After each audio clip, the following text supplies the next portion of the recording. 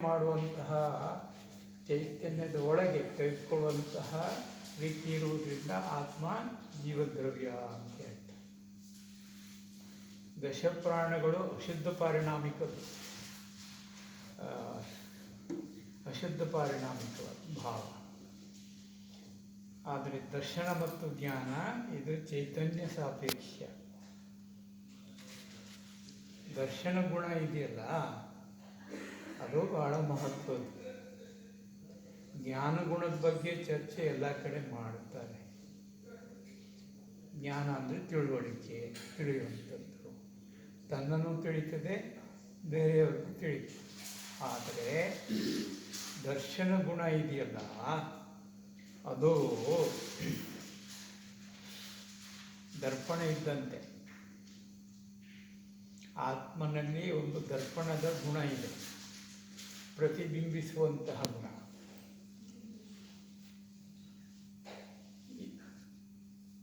ಅದಕ್ಕೆ ಆ ದರ್ಶನ ಗುಣ ಇದೆಯಲ್ಲ, ಅದು ಪ್ರತಿಬಿಂಬಿಸ್ತದೆ.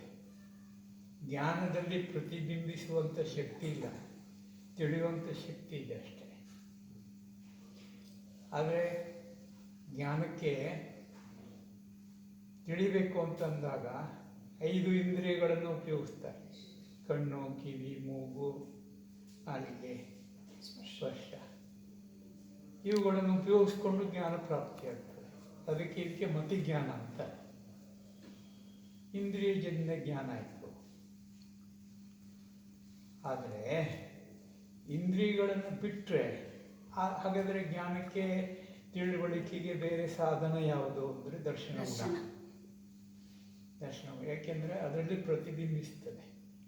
ಇಂದ್ರಿಯ ಇದ್ದರೂ ದರ್ಶನ ಗುಣದಿಂದಲೇ ಅದು ತಿಳಿಬೇಕು. ಚಕ್ಷು ದರ್ಶನ, ಅಚಕ್ಷು ದರ್ಶನ, ಅವಧಿ ದರ್ಶನ, ಕೇವಲ ದರ್ಶನ. ಇವು ಗುಣ ಇದ್ರೂ ಕೂಡ ಇದರ ಮೇಲೆ ಒಂದು ಆವರಣ ಇರುತ್ತೆ. ಅದರಲ್ಲಿ ನಂತರ ನಿದ್ರೆ, ನಿದ್ರಾ ಪ್ರಚಲ ದರ್ಶನ. ಆ ದರ್ಶನ ಗುಣ ಇದೆಯಲ್ಲ, ಅದರ ಮೇಲೆ ಒಂದು ಆವರಣ ಇರುತ್ತೆ. ಆ ಆವರಣವನ್ನು ಜ್ಞಾನವು ತೆಗಿಬೇಕು. ಆವರಣ ತೆಗೆಯುವಂತಹ ಕಾರ್ಯ ಜ್ಞಾನವು ಮಾಡಬೇಕು. ಆವಾಗ ಅದಕ್ಕೆ, ಜ್ಞಾನಕ್ಕೆ ಇಂದ್ರಿಯಗಳ ಅವಶ್ಯಕತೆ ಇರುವುದಿಲ್ಲ. ಅತೀಂದ್ರಿಯ ಏನಾಗಬೇಕಾದ್ರೆ ಏನು ಮಾಡಬೇಕು? ಇಂದ್ರಿಯಗಳನ್ನು ಬಿಡಬೇಕು. ಬಿಟ್ಟರೆ ಅದಕ್ಕೆ ಪರ್ಯಾಯವಾದಂಥ ವ್ಯವಸ್ಥೆ ಯಾವುದು?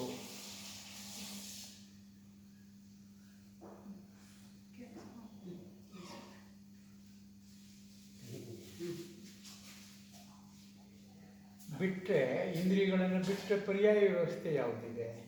ಅದಕ್ಕೆ ಬದಲಾಗಿ ಅದೇ ದರ್ಶನ ಗುಣ.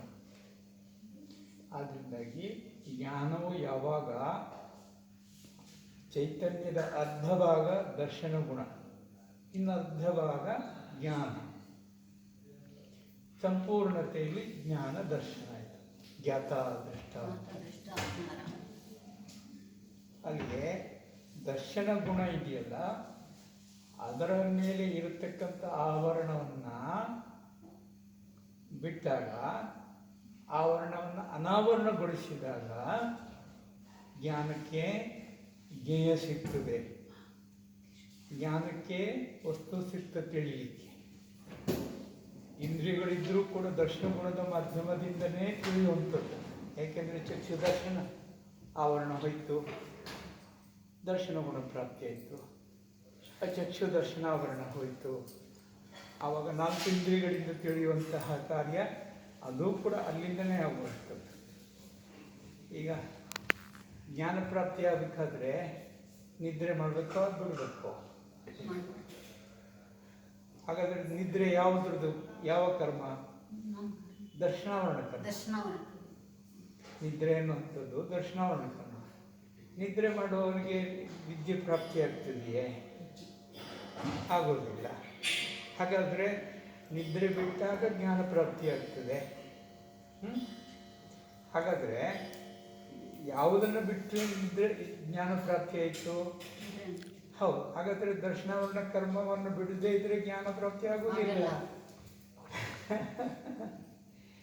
ಎಷ್ಟು ಸೂಕ್ಷ್ಮತೆ ಇದೆ ನೋಡಿ. ಅದಕ್ಕೆ ಜ್ಞಾನವು ಇಂದ್ರಿಯಗಳನ್ನು ಅವಲಂಬಿಸಿಕೊಂಡಿರಬಾರ್ದು. ಇಂದ್ರಿಯಗಳನ್ನು ಬಿಟ್ಟರೂ ಕೂಡ ಅದಕ್ಕೆ ಪರ್ಯಾಯ ವ್ಯವಸ್ಥೆಯಾಗಿರ್ತಕ್ಕಂಥ ದರ್ಶನ ಗುಣ ಅಲ್ಲಿದೆ, ಅಲ್ಲಿ ಪ್ರತಿಬಿಂಬಿಸ್ತದೆ. 6 ದ್ರವ್ಯಗಳು ಮತ್ತು ಅದರ ತ್ರಿಕಾಲ ಪರ್ಯಾಯಗಳು ಕೂಡ ಅಲ್ಲಿ ಪ್ರತಿಬಿಂಬಿಸ್ತವೆ.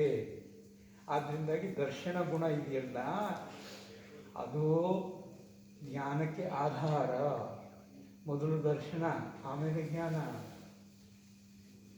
ಆದರೆ ಆಭರಣ ಇದೆ, ಇದ್ರೆ ಬಿಟ್ಟಾಗ ಓದ್ಬೋದು. ಹಾಗಾದ್ರೆ ದರ್ಶನಾವರಣ ಕರ್ಮ ಯಾವುದು ಮುಖ್ಯ ಆಯಿತು? ಯಾವುದು ಮುಖ್ಯ? ಹಾಂ, ದರ್ಶನ. ಅದನ್ನೇ ದರ್ಶನಂ ದೇವಸ್ಯ ಅಂತ ಹೇಳುವಂಥದ್ದು. ದರ್ಶನಂ ದೇವಸ್ಯ ಅಂತಂದರೆ ಜ್ಞಾನಕ್ಕಿಂತ ಮೊದಲು ಉತ್ಪನ್ನವಾಗುವಂತಹ ದರ್ಶನ ಗುಣವನ್ನು ಯಾರು ದರ್ಶನ ಮಾಡುತ್ತಾರೆಯೋ ಅದಕ್ಕೆ ದರ್ಶನಂ ದೇವಸ್ಯ. ಜ್ಞಾನದ ದೇವರು, ಜ್ಞಾನಕ್ಕೆ ಜ್ಞಾನಿಗಳಿಗೆ ದೇವರು ಅಂತಾರೆ. ಜ್ಞಾನಕ್ಕೂ ಕೂಡ ಮಿಗಿಲಾಗಿರ್ತಕ್ಕಂಥ ಒಂದು ಗುಣ ಇದೆ, ಅದು ದರ್ಶನ ಗುಣ. ಅದಕ್ಕೆ ಜ್ಞಾನದೇವ ಅಂತಲೂ ಕೂಡ ಹೇಳ್ತಾರೆ. ಹಾಗೆ ಆ ದರ್ಶನ ಗುಣ ಇದೆಯಲ್ಲ, ಅದನ್ನು ಯಾವಾಗ ಜ್ಞಾನವು ತಿಳಿಯುತ್ತದೆಯೋ ಆವಾಗ ಇಂದ್ರಿಯಗಳ ಅವಶ್ಯಕತೆ ಇರುವುದಿಲ್ಲ. ಇಂದ್ರಿಯಗಳ ಅವಶ್ಯಕತೆ ಇರುವುದಿಲ್ಲ. ಇಂದ್ರಿಯಗಳ ಅವಶ್ಯಕತೆ ಇರೋದಿಲ್ಲ ಅಂದರೆ ಮನಸ್ಸಿನ ಅವಶ್ಯಕತೆ ಇರೋದಿಲ್ಲ. ಮನಸ್ಸಂದರೆ ಏನು? ನೋಡಿದ್ದನ್ನು ಕೇಳಬೇಕು, ಕೇಳಿದ್ದನ್ನು ಪರೀಕ್ಷೆ ಮಾಡಬೇಕು, ಮೂಗಿಸ್ಬೇಕು, ರುಚಿ ನೋಡಬೇಕು, ಮುಟ್ಟಿ ತಿಳಿಬೇಕು. ಇದೆಲ್ಲ ಈ ಕೆಲಸ ಸಂಯೋಜನೆ, ಇದು ಮನಸ್ಸಿನಿಂದ. ಆ ಕಾರ್ಯವೇ ಮನಸ್ಸು. ಆವಾಗ ಮನಸ್ಸಿನ ಅವಶ್ಯಕತೆ ಇಲ್ಲ.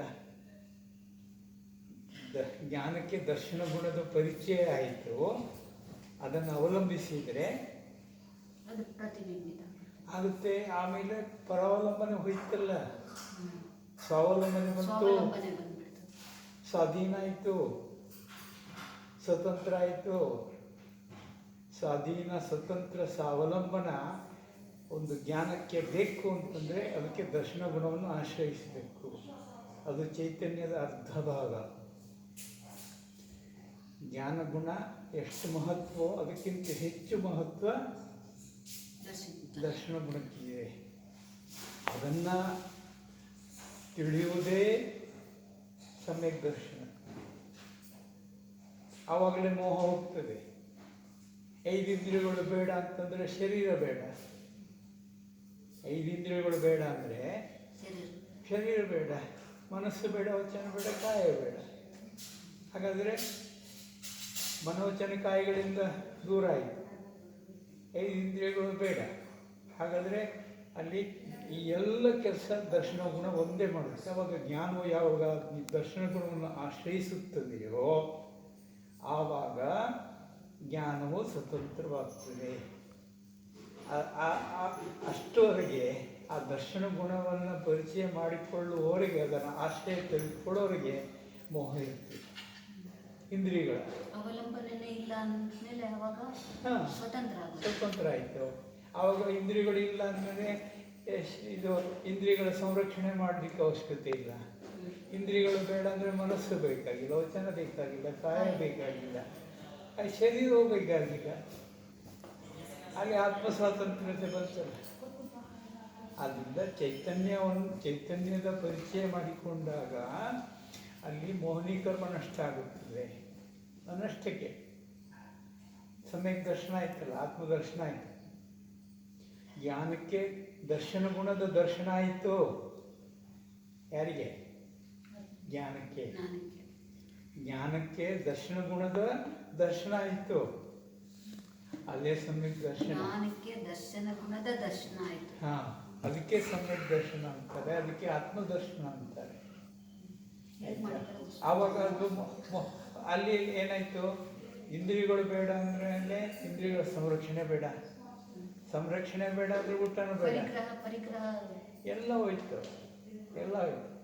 ಅದೇ ಒಂದು ತೀರ್ಥಂಕರರ ಮೂರ್ತಿ ನಮಗೆ ಇದನ್ನೇ ಹೇಳ್ಕೊಡ್ತಾ ಇದೆ. ಜ್ಞಾನವು ಅವರ ಜ್ಞಾನವು ಎಲ್ಲಿ ಲೀನವಾಗಿದೆ ಅಂತಂದರೆ ಇಂದ್ರಿಯಗಳಲ್ಲೆಲ್ಲ, ಮನಸ್ಸಿನಲ್ಲೆಲ್ಲ, ವಚನದಲ್ಲಿ ಅಲ್ಲ, ಕಾಯದಲ್ಲೂ ಅಲ್ಲ. ಅವರ ಜ್ಞಾನವು ದರ್ಶನ ಗುಣದಲ್ಲಿ ಲೀನವಾಗಿದೆ. ಅದೇ ಐಕ್ಯ. ಐಕ್ಯ ಅನ್ನುವಂಥ ಶಬ್ದ ಬಂದಿರೋದೇ ಅಲ್ಲಿಂದ, ಐಕ್ಯತೆ ಲೀನಾಗಿದೆ ಅಂತ. ಹೌದು. ದರ್ಶನ ಅಂದರೆ ದೇವರು. ಜ್ಞಾನಕ್ಕೂ ಕೂಡ ಒಂದು ದೇವ. ಅದರಿಂದ ದರ್ಶನ ಗುಣಕ್ಕೆ ಎಷ್ಟು ಮಹತ್ವ ಇದೆ. ನಾವು ಅದನ್ನು ಜ್ಞಾನಕ್ಕೆ ಅಷ್ಟೇ ಮಹತ್ವ ಕೊಡ್ತೇವೆ ವಿನಃ ದರ್ಶನ ಗುಣಕ್ಕೆ ಅಷ್ಟು ಮಹತ್ವ ಕೊಡೋದಿಲ್ಲ. ಯಾಕೆಂದರೆ ನಮಗೆ ಅಜ್ಞಾನ, ಅದ್ರ ಬಗ್ಗೆ ಗೊತ್ತಿಲ್ಲ. ದರ್ಶನ ಗುಣವನ್ನು ತಿಳಿದು ಅದರಲ್ಲಿ ಲೀನ ಆಯಿತು ಅಂತಂದರೆ ಇಂದ್ರಿಯಗಳ ಅವಶ್ಯಕತೆ ಇಲ್ಲ.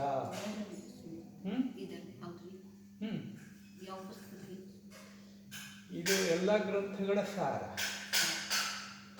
ಎಲ್ಲ ಗ್ರಂಥಗಳ ಕೊನೆಗೆ ಬರುವುದಲ್ಲೇನೆ. ಜಯಸೇನಾಚಾರ್ಯರು ಸಮೇಸಾರದ ಟೀಕೆಯನ್ನು ಬರೆಯುವಾಗ ನವತತ್ವಗತೇತಿ ಏಕತ್ವವನ್ನು ಮುಂಚತಿ. ಸಪ್ತತತ್ವ ಮತ್ತು ಪುಣ್ಯ ಪಾಪ ಸೇರಿದರೆ ನವತತ್ವ ಆಯಿತು. ನವತತ್ವಗತೇತಿ, ನವತತ್ವ ಇದ್ದರೂ ಕೂಡ ಅದರಲ್ಲಿ ಏಕತ್ವವನ್ನು ಗುರುತಿಸಬೇಕು.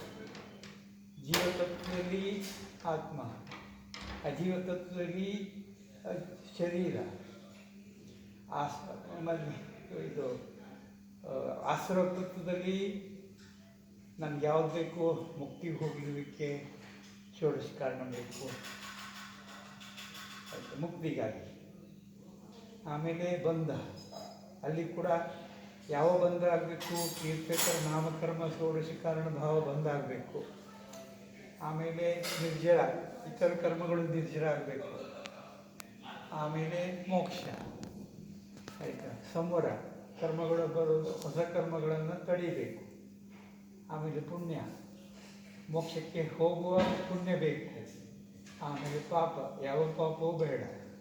ಈ ರೀತಿಯಾಗಿ ನವತತ್ವಗತೇತಿ ಏಕತ್ವವನ್ನು ಮುಂಚತಿ. ನವತತ್ವದಲ್ಲಿ ಕೂಡ ನಾವು ಒಂದೇ ನನ್ನ ನಿಜ ಆತ್ಮನನ್ನು ನೋಡಬೇಕು. ನವತತ್ವ ನೋಡೋದಲ್ಲ. ನವತತ್ವದಲ್ಲಿ ನನಗೇನು ಲಾಭ ಇದೆ, ನನಗೇನು ಲಾಭ ಇದೆ ಅಂತ ಹೇಳಿದರೆ ನನಗೆ ಮೋಕ್ಷ ಲಾಭ ಆಗಬೇಕು. ಆ ಒಂದು ಪ್ರಯೋಜನಕ್ಕೋಸ್ಕರ ಇದನ್ನು ಆವಾಗ ಸುಲಭ ಮಾರ್ಗ ಅಂತ ಹೇಳಿದರೆ ಇದೇನೆ ಜ್ಞಾನ. ಜ್ಞಾನವು ದರ್ಶನ ಗುಣದಲ್ಲಿ ಏನಾಗಬೇಕು, ಅದನ್ನು ಆಶ್ರಯಿಸಬೇಕು, ಅದನ್ನು ಅವಲಂಬಿಸಬೇಕು. ಅದರಿಂದಾಗಿ ಆ ದರ್ಶನ ಗುಣ ಎಷ್ಟು ಮಹತ್ವದ್ದು ಅಂತಂದರೆ ಅದನ್ನು ಗುರುತಿಸ್ಕೊಂಡ್ಬಿಟ್ರೆ ಸಾಕು. ಜ್ಞಾನಕ್ಕಿಂತ ಮೊದಲು ದರ್ಶನ ಆಗಲೇಬೇಕು. ದರ್ಶನಪೂರ್ವಕವೇ ಜ್ಞಾನ ಆಗ್ತದೆ. ಆದರೆ ಜ್ಞಾನಕ್ಕೇನೆ ಹೆಚ್ಚು ಮಹತ್ವ ಇದೆ. ದರ್ಶನಕ್ಕೆ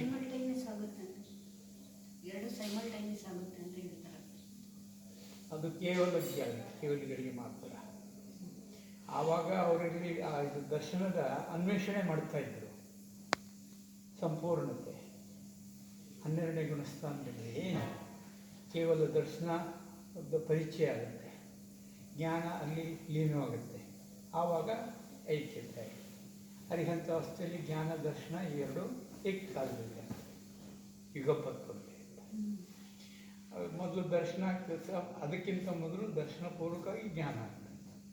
ಮೊದಲು ದರ್ಶನ, ನಂತರ ಜ್ಞಾನ. ಇದೇ ಚರ್ಚೆ ಆಯಿತು. ಇವೇ ಈ ಸಲ ಮೋಹನದಲ್ಲಿ ವಿಶೇಷತೆ. ದರ್ಶನ ಗುಣ ಇದೆಯಲ್ಲ, ಅದು ಬಹಳ ಮಹತ್ವದ್ದು. ದರ್ಶನ ಗುಣವನ್ನು ಮರಿಬಾರದು.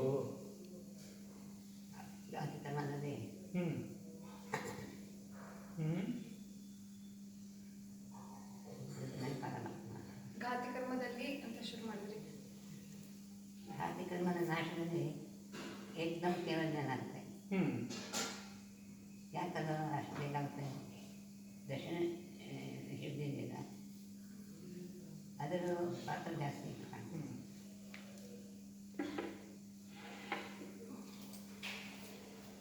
ಕೇವಲ ದರ್ಶನ ಇದೆಯಲ್ಲ, ಕೇವಲ ದರ್ಶನ ಅದು 12ನೇ ಗುಣಸ್ಥಾನದಲ್ಲಿ ಕೇವಲ ದರ್ಶನ ಅನ್ನುವಂಥದ್ದು ಇದೆ. ಅದು ಸರ್ವದ್ರವ್ಯ ಸರ್ವಪರ್ಯಾಯಿ.